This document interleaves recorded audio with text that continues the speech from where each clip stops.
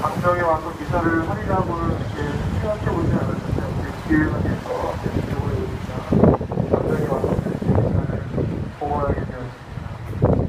우리 복장 시도를 이렇게 좀 이런 곳으로 이렇게 잘 가서 미사를 하는 시도도 있습니다. 이렇게 가서 미사하고 막 그럴 때 좀 무관심하게 이렇게 있었는데 하느님께서 왜 그런 곳에 너무 무관심하게 있느냐 하면서 이렇게 저를 강정으로 이렇게 와서 미사하게끔 하는 게 아닌가 그런 생각도 듭니다. 예수님의 성탄을 준비하는 대림 시기인 오늘 우리는 강정 생명 평화 미사를 이어가고 있습니다. 대림절에 우리는 하느님의 구원 계획에 협력하셨던 구원의 협력자들을 기억합니다. 주님의 오실 길을 미리 예비하고 준비했던 세례자 요한, 그리고 겸손과 순명으로 하느님의 뜻에 온전히 일치하셨던 성모님과 요셉 성인을 기억하며 우리도 하느님 구원 사업의 협력자가 되기를 다짐하는 시기가 바로 대림 시기입니다.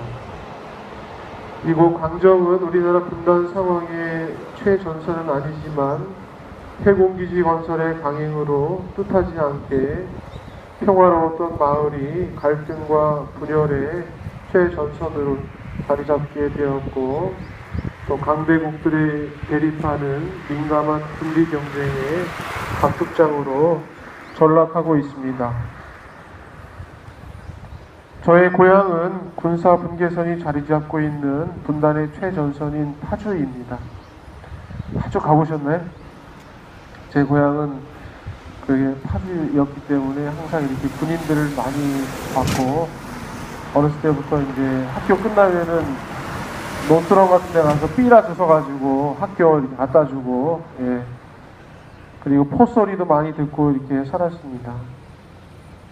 임진강 평화누리로 가는 자유로를 타고 가다 보면은 임진강 건너편에 북한이 바로 지척에 보이고, 강 건너가 북한이고 내가 서 있는 곳은 남한입니다.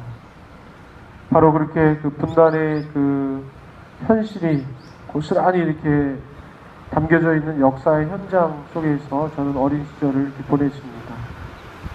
철책으로 이어진 자유로는 요소요소에 군인들이 지키고 있는 초소가 보이고, 북쪽에서부터 유유히 흘러내리는 임진강이 보입니다.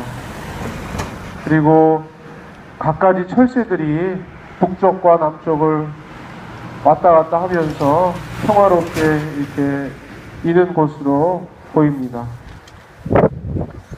하지만은 그 평화롭게 보이는 바로 그곳이 수많은 무기들과 남북의 군인들이 대치하는 곳이고, 더 이상은 위로 올라갈 수 없는 그 수많은 이산 가족들이 바로 앞에 보이는 고향을 멀리서 눈으로만 바라볼 수밖에 없는 그런 안타까운 장소가 제 고향입니다.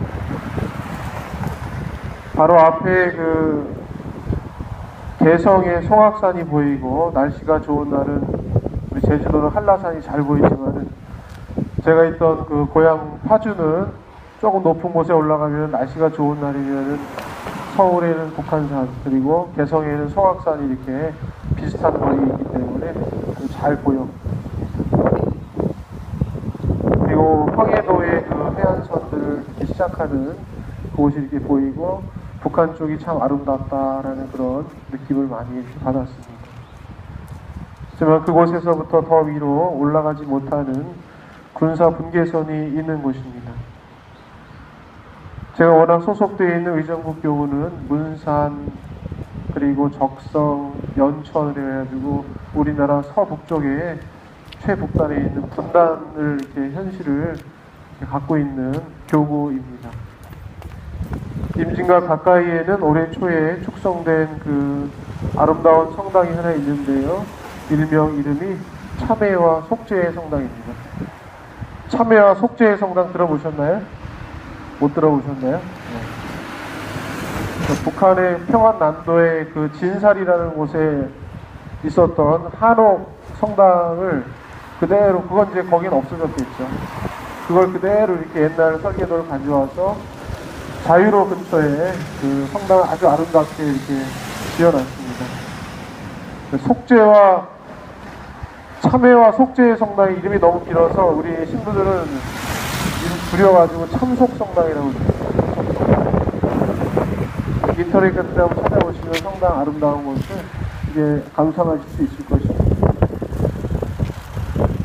참속성당은 6.25 이전에 그 평안북도 신의주에 있는 한옥성당을 본따서 기와집 형태로 지은 아름다운 성당입니다. 참속성당은 일반 본당이 아니라 남과 북의 화해와 일치를 위해서 기도하는 성당입니다. 일반 신자들이 있는 성당이 아니고 누구든지 와가지고 매일 미사가 봉헌되고 여기처럼 남북의 화해와 일치를 위해서 끊임없이 통일될 때까지, 통일 이후에도 계속 기도하고 하느님께 그 청원하는 그런 장소로 만들어진 것입니다.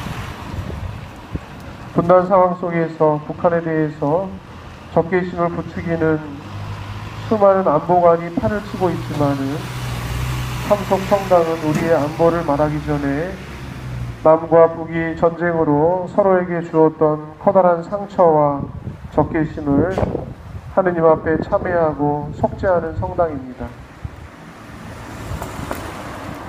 전쟁을 통해서 300만 명이 죽고 수많은 이산가족과 부상자를 냈고 아직도 미움과 적개심 속에서 60년을 이렇게 살았음에도 불구하고 우리는 그러한 잘못을 뉘우치지 못하고 아직까지 서로를 적이라고, 없어져야 할 적이라고 생각하면서 살아가는 우리의 현실을 통회하고 반성하고 하느님 앞에 기도하는 곳이 우리나라 한 곳도 없음을 안타깝게 여기면서 지어진 성당입니다. 북한과 우리나라의 어떤 갈라진 분단 현실을 드러내고 있는 곳은 북한을 쳐부셔야 되고 우리의 어떤 체제를 옹호하기만 하는 그런 안보관이 있을 그거밖에 없지만은 속죄와 참회성당은 우리의 잘못을 용서하고 진정한 화해와 일치를 위해서 기도하는 그런 성당으로 지어진 것입니다. 세상은 이념 논쟁에 쌓여 의심과 대립 속에 서로를 미워하고 상대방을 언젠가는 없어져야 할 적으로 인정하지 않고 언제든 싸워 이겨야 할 원수로 여기고 있지만은 참속성당은 이러한 우리의 갈라진 모습을 하느님 앞에 속죄하고 참여하는 곳으로 주님의 뜻이 이 땅에 하루빨리 이루어지기를 기도하는 성당입니다. 지리적으로는 그 속죄와 참회성당과 이곳 강정은 극과 극입니다. 속죄와 참회성당은 최북단에 있는 휴전선 바로 밑에 있는 곳이고, 강정은 우리나라의 분단 현실과는 좀 거리가 멀리 떨어져 있는, 별로 상관이 없을 것 같은 그곳이지만은 이곳도 이곳에 비록 철책과 군인들의 초소가 있는 곳은 아니지만은 우리나라의 어느 곳 못지않게 뼈아픈 분단의 현실을 고스란히 담고 있는 역사의 현장입니다. 해군기지의 건설로 군사 요충지로 보이지 않는 갈등과 대립의 각축장이 될 것이기 때문입니다.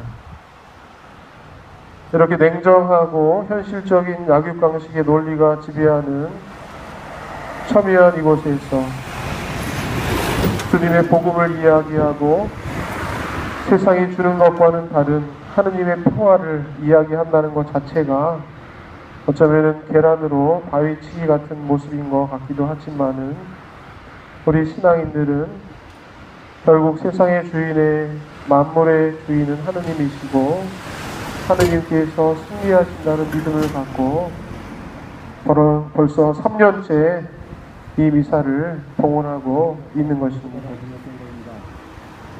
우리의 간절한 기도의 힘은 결국에는 하늘에 닿게 될 것이고 하느님의 평화가 강물처럼 하느님의 의로움이 바다 물결처럼 넘실거리게 되기를 오늘도 간절한 마음으로 하느님께 기도드립니다.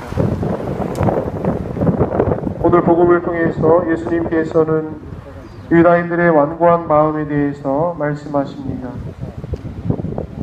피리를 불어주어도 곡을 하여도 감흥이 없고 반응이 없는 유다인들의 완고한 마음을 질책하고 계십니다. 이렇게 해도 저렇게 해도 아무런 감흥이 없는 자신의 완고함 속에 움직이지 않는 유다인들의 딱딱하게 굳은 마음을 예수님께서 질책하십니다. 완고함이란 완강하고 자신의 주장이나 고집이 너무 세서 마음의 문을 열지 못하는 것입니다. 자신에게 어떠한 영향을 미치는 것에 대해서도 마음의 문을 닫고 굳어져 있는 그런 모습, 그런 완고한 모습입니다. 신앙이란 내가 갖고 있는 고정관념이나 선입견을 벗어나서 빛이신 하느님께 신뢰를 우리의 부르심에서 거의 변화되려는 자세입니다. 변화되지 못하고 내 자신으로 딱딱하게 굳어있는 그 모습, 하느님께 믿음을 주는 사람은 딱딱하게 굳어가는 모습이 아니고 말랑말랑하게 변화를 이룰 수 있는 모습이어야 할 것입니다. 하느님 앞에 늘 열린 마음으로 내가 하느님께 지음을 받은 상대적인 존재입니다. 하느님께서 절대자이시고 우리는 하느님의 피조물입니다. 우리는 상대적인 수밖에 없는 존재임을 믿고 고백하고 절대자이신 하느님을 따라가는 것이 우리 신앙인의 모습이라고 할 수 있겠습니다. 나의 고정관념이나 선입견에 사로잡혀 어떤 고정된 것을 절대화할 때 그것을 우리는 우상 숭배라고 합니다. 우상이란 하느님께 중심을 두는 삶이 아니라 내 자신을 중심에 두고 인간의 작품을 숭배하려는 일입니다. 진리이신 주님께 중심을 두지 못하기 때문에 점점 더 굳어가고 완고하게 변해버립니다.